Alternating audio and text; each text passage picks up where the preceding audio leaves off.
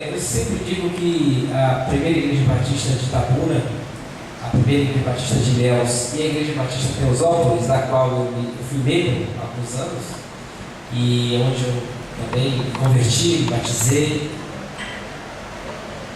servo bom e fiel.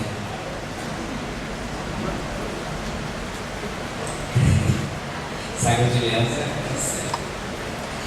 e lá, eu sempre digo que as três referências de fé, de identidade denominacional, está em cima dessas três igrejas, que é a primeira de Ilhéus, a primeira de Itabuna e a de Teosópolis. São igrejas que eu consegui identificar de fato que é ser uma igreja batista. E também firmei três pastores referenciais. Exatamente o pastor Arnaldo, o pastor Samuel Barreto e o pastor Hélio Lourenço, que foi meu pastor, ainda é meu pastor, né? Nosso primeiro pastor é sempre meu pastor, né? Eu acho que os outros também são pastores, mas o nosso pastor e o meu pastor foi o pastor Hélio.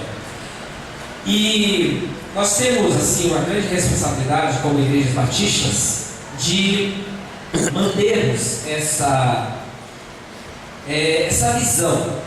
Nós estamos completando esse ano 400 anos de igreja, de organização batista, lá em Amsterdã, na Holanda, em 1609, quando os primeiros batistas começaram a se reunir e marcavam também as sociedades pela sua decência, pela ordem e principalmente pelo temor de Deus, temor a Deus e a liberdade que os batistas sempre tiveram. Então nós estamos completando esse ano 400 anos. Próximo mês, na Associação Batista Gapiunense, que a nossa igreja pastorral vai sediar, estamos lá desafiados a recebermos a Associação Gapiunense, a última do ano. Será no dia 13 de dezembro, é o segundo domingo, se não me engano, de dezembro, lá no Carique. E lá será feita uma homenagem, será feita uma programação especial voltado para os 400 anos de Igreja Batista.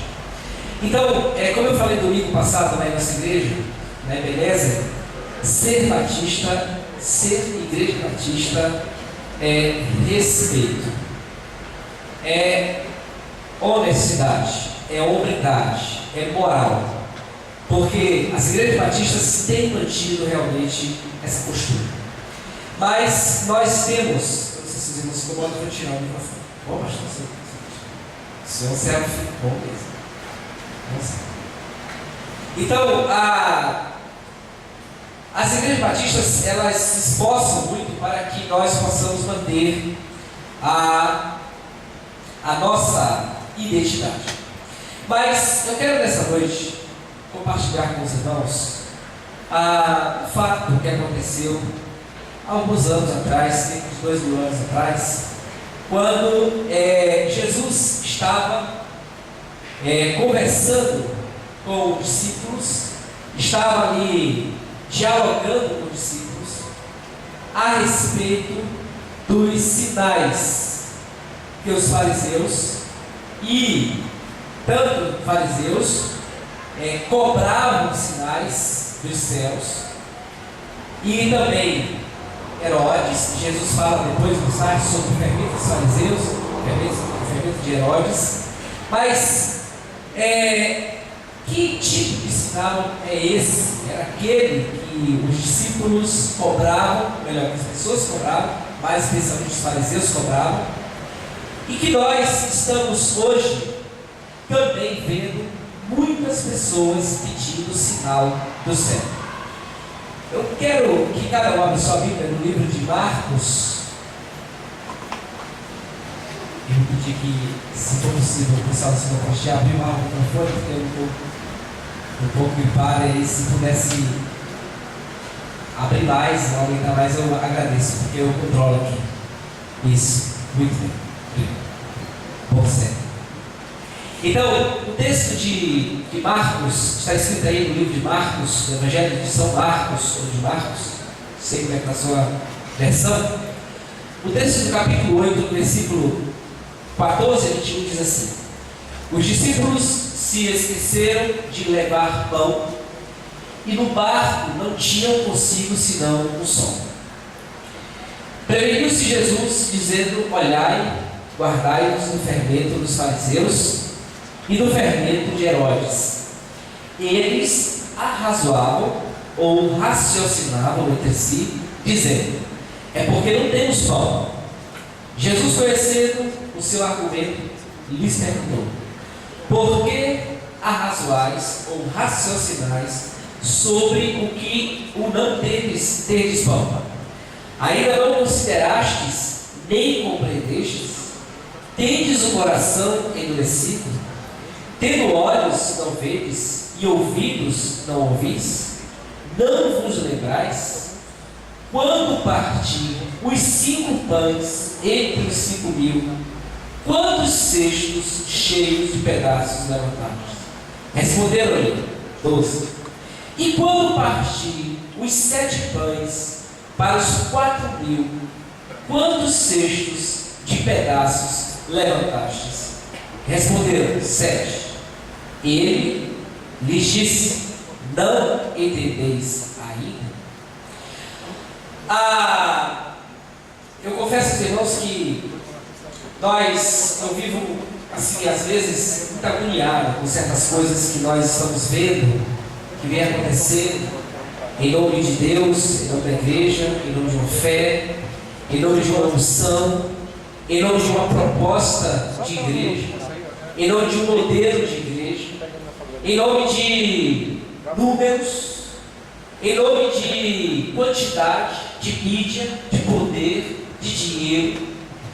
E nós temos visto muita coisa acontecendo e não podemos nos calar e precisamos alertar sempre as igrejas, a igreja, o rebanho que nós estamos cuidando, sobre certos abusos que se cometem por aí afora.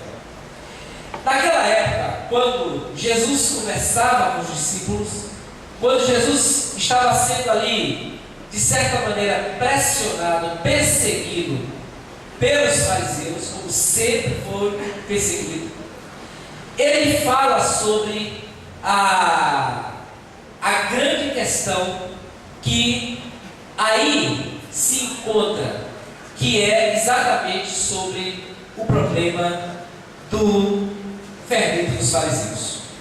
Mas é interessante, eu quero que os irmãos voltem um pouquinho aí a Bíblia. No livro de, aí mesmo, capítulo 8, versículo 11, diz o texto bem assim: os fariseus saíram e começaram a discutir com ele, pedindo-lhe para tentarem o sinal do céu. Para que Jesus falasse sobre o fermento dos fariseus, ele estava respondendo vamos dizer assim, dando uma resposta a uma cobrança que os fariseus tinham feito anteriormente, quando ele diz assim: nos dê um sinal dos céus. Então, o que nós notamos é que todo o ministério de Jesus foi marcado por uma marcação, vamos dizer assim, acirrada. O tempo todo Jesus era confrontado pelos fariseus, pelos escribas, pelos saduceus, pelos próprios judeus, pessoas da multidão, autoridades e tantas pessoas, e tantos grupos que estavam constantemente tentando desestabilizá-lo no projeto de Deus para a humanidade. Então, nós notamos que esse sinal do céu, que eles tanto queriam, na verdade, nós estamos percebendo isso hoje. As pessoas querem crer em Deus somente se Ele der sinais, se Ele enviar sinais. Voltando um pouco à história, lá, aí mesmo no capítulo 8, eles estão saindo de um momento interessante, em que, na segunda multiplicação dos pães, veja aí, capítulo 8, versículo 1, naqueles dias, reunindo-se outra grande multidão, e não tendo eles o que comer, Jesus chamou seus discípulos e lhe disse: tenho compaixão da multidão, estão comigo há 3 dias e não tenho que comer. Se os despedir em jejum para suas casas, desfalecerão no caminho, porque alguns vieram de longe. Então Jesus providencia a segunda multiplicação dos pães. O texto diz lá no versículo 4: e os discípulos disseram: de onde poderá alguém satisfazer-nos de pão neste deserto? Perguntou-lhe Jesus: quantos pães tens? Responderam eles: 7. Ordenou ao povo que se assentasse no chão. Tomando os 7 pães, tendo dado graças, partiu-os e deu-os aos seus discípulos, para que estes os distribuíssem, repartindo entre o povo. Tinham também alguns peixinhos. Tendo dado graças, ordenou que também estes fossem distribuídos. Comeram e se saciaram. Dos pedaços restantes, os discípulos levantaram 7 cestos. Eram cerca de 4.000 homens. Então, tendo-os despedido, entrou logo no barco com os seus discípulos e foram para a região de Dalmanuta. Que sinal mais evidente poderia existir, poderia haver naquele momento do que essa multiplicação? Poderia existir um sinal mais evidente do que esse? É claro que não poderia. Como é que diante de uma grande multidão, eu quero aqui chamar a atenção, a Bíblia diz que foram alimentados 4.000 homens. Geralmente, quando fala 4.000 homens com a população, equivale a 1/3 da população, mais ou menos. Então, 2/3 era de meninos e de mulheres. Podemos dizer que Jesus, com esse milagre, matou a fome de aproximadamente 12.000 pessoas, não só 4.000. Aí cita só homens, porque a Bíblia tem essa linguagem, mas nós precisamos entender a coisa. Então, ali está um sinal muito claro, muito evidente, de um sinal que Deus estava ali, em Cristo, fazendo a grande diferença. Ninguém nunca tinha visto aquilo. Como que uma multidão que, como Jesus disse, 3 dias, o povo ali do lado dele, o povo ali andando com ele, disse: mas como nós não podemos deixar esse povo voltar, porque eles vão morrer de fome? E ali eles apresentam 7 pães apenas. Nessa segunda multiplicação diz alguns peixes. Então, esses 7 pães, eles conseguiram, depois que todos comeram, se saciaram, 7 cestos cheios. Imagine se estivessem cheios. Então, não existia um sinal mais evidente do que aquilo ali. No entanto, o texto diz que os fariseus, para tentarem Jesus, pedem o sinal do céu. Primeira coisa que eu quero destacar, irmãos, a partir dessa história: que sinal mais você vai querer que Deus mostre para você do céu? Que sinal mais espetacular, por exemplo, do que a sua salvação? Você precisa de um sinal mais espetacular do que esse, pastor? Claro que não. Crente já tem a marca da promessa dele, já tem o selo do Espírito Santo dele. E nós estamos vendo uma geração de pessoas insatisfeitas.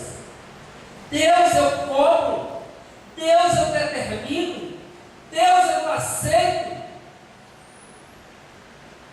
Então, quando os nossos desejos se transformam em necessidades, nós passamos a fazer igualmente os fariseus fizeram com Jesus: me dê mais sinal, me dê um sinal do céu. E eu confesso, irmãos, que tem muito crente tentando Jesus, sob o pretexto de que está se consagrando, sob o pretexto de que é filho de Deus, sob o pretexto de que não nasceu para ser cauda, não nasceu para ser derrotado, porque com Cristo venceu vencer. E assim as pessoas vão cobrando dos céus de Deus um sinal. Ali estava a prova material de que Deus estava de fato, vivendo entre eles. Gente, eu morei numa região chamada Recife, andei muito ali, da região do sertão de Pernambuco. Andei muito lá, toda aquela região ali, com o pastor Ney Ladeira, não sei se o pastor Ronaldo conhece, pastor Ney Ladeira, o pastor João Batista Januário, que agora é o secretário executivo lá da comissão. Nós víamos o que era o negócio da fome. É uma tristeza. Sabe o que é um menino com fome, vê uma vaca ali, só o couro e o osso morto, sem poder comer? É uma tristeza. A fome é uma coisa terrível. Nós conseguimos ver a fome de perto, não passamos fome. Mas eu e minha companheira, minha esposa, nós conseguimos ver a fome de perto. A fome muito próxima da morte. E a morte muito amiga da fome. Muito íntima. Uma da outra. Mas a gente percebe que nesse texto, mesmo Jesus alimentando aquela grande multidão, estavam lá fariseus cobrando o sinal do Senhor. E hoje nós temos ainda gente assim, cobrando sinais. Uma certa vez uma irmã chegou para mim e disse: pastor, Igreja Batista não cresce porque não tem unção. Falei: como é que é essa unção? Não é assim. A unção é o momento em que nós nos elevamos, em que nós saímos praticamente dessa atmosfera e conseguimos alcançar o céu. Aí eu perguntei para ela: você tem certeza da sua salvação? Se você morrer hoje, você vai para o céu, você vai ocupar as nações celestiais, você tem certeza que Deus já tem o seu lugar reservado no céu? Da mesma hora, essa irmã não soube mais me responder. Então nós estamos vendo uma geração que fica cobrando o sinal do céu. É um absurdo, é um negócio terrível. E quantas pessoas estão com autoestima baixíssima, porque alguém deu testemunho de que ele era pobre e ficou rico, porque Deus esperou o sinal do céu, era o sinal de Deus para a vida dele. Gente que morava numa casa simples, está morando em apartamentos, gente que agora tem prédios, mora no condomínio fechado, e tantas coisas mais. Gente que está exigindo de Deus sinais e mais sinais, e Deus tem dado sinais. O sinal da simplicidade, o sinal do amor. Sempre eu digo para minha esposa: olha, sabe o que é você acordar? Sabe o que é você ler a palavra? Sabe o que é você ter acesso àquela que por anos foi proibida? A Bíblia foi proibida por anos. Até que na Reforma Protestante, Martinho Lutero disse: não, o povo tem que ter acesso à palavra, tem que ter acesso à Bíblia. E nós estamos diante da palavra de Deus. Nós temos igreja que podemos orar, frequentar. E tem lugares nesse mundo que não se pode cultuar como nós fazemos aqui. Tem pessoas que não conseguem enxergar, são cegas espiritualmente. Pessoas que agora estão adorando um rato, uma cobra, um elefante, uma borboleta, uma árvore. E Deus nos deu então o poder de sermos chamados filhos de Deus.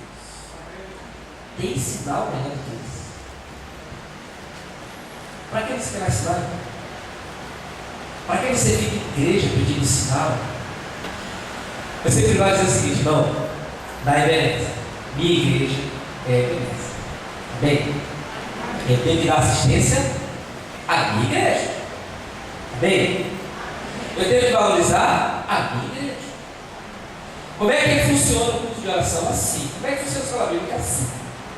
Agora, irmão, você ficar, um dia você vai na campanha das 7 quintas-feiras, outro dia tu vai na campanha das não sei quantas sextas-feiras, e o povo vai fazendo isso.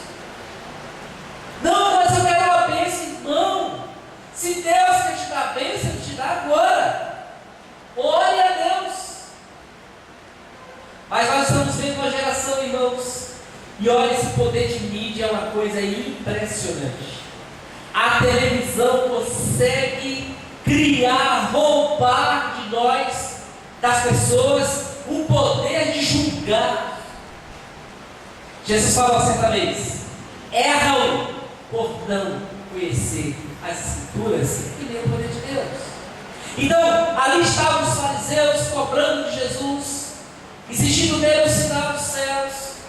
E nós estamos vendo hoje uma geração de muitos fariseus que querem sinais, que querem coisas espetaculares. Pastor Adalto, sua igreja é uma coisa impressionante. A gente chega aqui e se sente muito bem. Eu vou para a igreja Batista Ebenezer e me sinto muito bem. Vou no Memorial, me sinto muito bem. Vou na Lindinópolis, me sinto muito bem. Sabe por quê? Porque eu vejo que Deus está ali. Deus está agindo ali. Eu não preciso ficar no monte uma semana lá de jejum e oração, porque lá é que Deus vai me falar, porque Deus fala em qualquer lugar. E eu creio nisso. Não fique, irmão, buscando coisas espetaculares, sinais dos céus, como aqueles que os fariseus fizeram. E sabe qual foi a resposta de Jesus? Aí vamos lá para o capítulo adiante, que ele diz assim, no versículo 12 diz: por que pede esta geração de sinal? Em verdade eu digo que a essa geração não se dará sinal algum. Então ele os deixou, tornou a entrar no barco e foi para o outro lado. Que tipo de sinal, meu irmão, você está vendo e que está se manifestando no lugar onde você tem frequentado? Ou então, nos programas que você tem frequentado, que você tem assistido? Ou então nos líderes, nos pastores midiáticos, de mídia, que estão dizendo para você que se você tem uma doença, é porque você tem pecado. E uma vez, uma senhora chegou para mim e disse assim: pastor, lá no estado do Pará, uma senhora decente, pastor, uma mulher de Deus, e alguém jogou no ouvido dela que ela tinha que fazer uma campanha de um certo pregador de televisão, que tinha que fazer aquele negócio todo. E aí toda vez que eu ia pregar domingo de noite, chegava em casa, ela ligava: o pastor fulano de tal diz assim. Aí eu falei: irmã, presta atenção, o pastor de lá é lá, o pastor daqui é o pastor Robson, sou baiano, paraense. E ele, do Pará eu sou baiano, o pastor Robson é baiano, entendeu? No domingo seguinte, de novo, falei: irmã, amanhã cedo eu quero conversar com a senhora. Cedo. Olha que a irmã tinha dinheiro, viu? Diz que dela era alto, pastor. Era a mulher do dinheiro. O marido dela era o chefe da secretaria da Fazenda do Estado. Chamei a irmã e falei: irmã, a senhora decide. Teu pastor sou eu ou o pastor da televisão? Porque aqui o pastor sou eu e não o pastor da televisão. A senhora tem que decidir, ou lá ou cá. Essa irmã sumiu uns dias, desapareceu, e o povo: pastor, a irmã, e agora? E aquela coisa toda. Eu falei: meu irmão, eu sou pastor de Deus. Deus me chamou para ser pastor. Eu tenho o chamado para ser pastor. Irmãos, o esposo dessa senhora disse para mim: pastor, minha mulher está errada. E ele não era crente. A minha esposa é errada. Porque quando a gente está doente, quem vem aqui é o pastor Robson. Meu filho, eles moravam em Belém, os filhos dele estudavam lá. Meus filhos amam o Senhor de paixão. Meus filhos chamam o Senhor de pastor deles. Porque quando o Senhor vai a Belém, o Senhor visita eles. Quando nós estamos enfermos, é o Senhor que visita. Quando nós estamos aqui fazendo culto de gratidão, o Senhor que visita. Nossos netos nascem, o Senhor que apresenta, o Senhor é o pastor. E não na televisão. Desse que para cá, irmãos, acabou o problema. Então, para com esse negócio de querer buscar sinais extraordinários, porque Deus já tem dado o sinal da marca de Cristo na sua vida, a salvação de Deus na sua vida. É isso que é importante, meu irmão. É isso que é importante. E aí Jesus fala: minha senhora, Olhai, versículo 15. Preveniu Jesus dizendo: olhai, guardai-vos do fermento dos fariseus e do fermento de Herodes. Irmãos, sinal dos céus sempre aconteceram da Bíblia. Sempre. Se você observar lá em Gênesis, há um sinal da circuncisão da aliança entre Deus e Abraão. Lembra? E Deus fala lá, Gênesis capítulo 17, versículo 10. Cortem o prepúcio, a parte do prepúcio, e será estabelecida a aliança. Foi a aliança que Deus fez com Abraão. E o sinal era esse. Lá em Gênesis capítulo 4, versículo 15, lembra quando Caim matou Abel? Gênesis 4, 15. Deus disse: eu vou deixar um sinal em Caim, para que ele não seja ferido. Deus faz também o sinal, lá em Gênesis capítulo 9, versículo 13, com Noé, que é o arco-íris. Sempre Deus deixou sinais, sempre Deus deixou marcas para conosco. Qual é o sinal, o símbolo da aliança entre nós e Deus? Nós temos a cruz de Cristo que trouxe, que Jesus levou sobre si todos os nossos pecados e foi cravado lá na cruz. Nós temos a ceia do Senhor, que é símbolo, que é ordenança, que faz com que renovemos a nossa aliança com o nosso Deus, renovemos a nossa fé com o nosso Deus. O problema de sinal, desse sinal, porque de sinal não é tanto problema. A Bíblia diz isso, que Deus fez alguns sinais e deixou algumas marcas. O problema maior, meus irmãos, é quem está pedindo esse sinal. É o segundo ponto que eu quero destacar. Quem está pedindo esse sinal? Jesus fala assim: olha, cuidado. O versículo 15 diz, na minha versão diz, preveniu-os Jesus. Não sei como é que está na sua versão, mas a minha versão diz que Jesus previne os discípulos e diz: cuidado com o fermento dos fariseus, cuidado com o fermento de Herodes. Qual era esse fermento dos fariseus? Significava isso. Por que Jesus usou esse termo? Não. Qual é a função do fermento? Eu ia trazer um pote de fermento, um pacote de fermento, lembrando o pastor Carlos que vai fazer essa experiência. Eu quase que ia trazer, se não der certo. Mas, ele teve aqui sábado, né? Mas o cara vai ser meio alquimista, assim, né? Ele pode fazer essas misturas. Mas se você pegar um pacote de fermento em bom estado, você colocar na água, colocar na massa, ele vai modificar aquela massa. E vai dobrar de volume, vai aumentar o volume. Então, o fermento que era usado naquela época é igualmente de hoje, só que hoje está um pouco mais sofisticado. Mas alcançava-se o mesmo objetivo, que era aumentar. Jesus fala: cuidado com esse fermento. Esse fermento que ele cita aí no capítulo, versículo 15, se trata da hipocrisia dos fariseus. Fariseu era hipócrita. Hipocrisia era a marca maior, principal dos fariseus.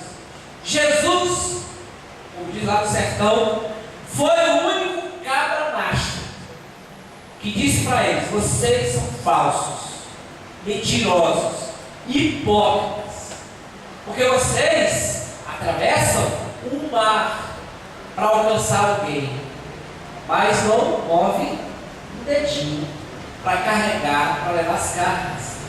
Vocês impõem regras, mas vocês não cumprem essas regras. Vocês exigem coisas que as pessoas não suportam.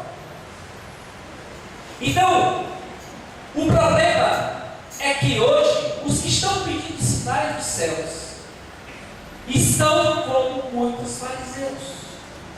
Não estão limpos, não estão preparados, não estão devidamente alicerçados na palavra de Deus. Amados irmãos, julguem. Jesus falou: não julgue para que você julgar. Julgamento, eu digo, juízo. E a mãe sempre diz: juízo, meu filho, juízo. Quando eu fui casar com Kézia, juízo, meu filho. Falei: eu sei porque eu estou café.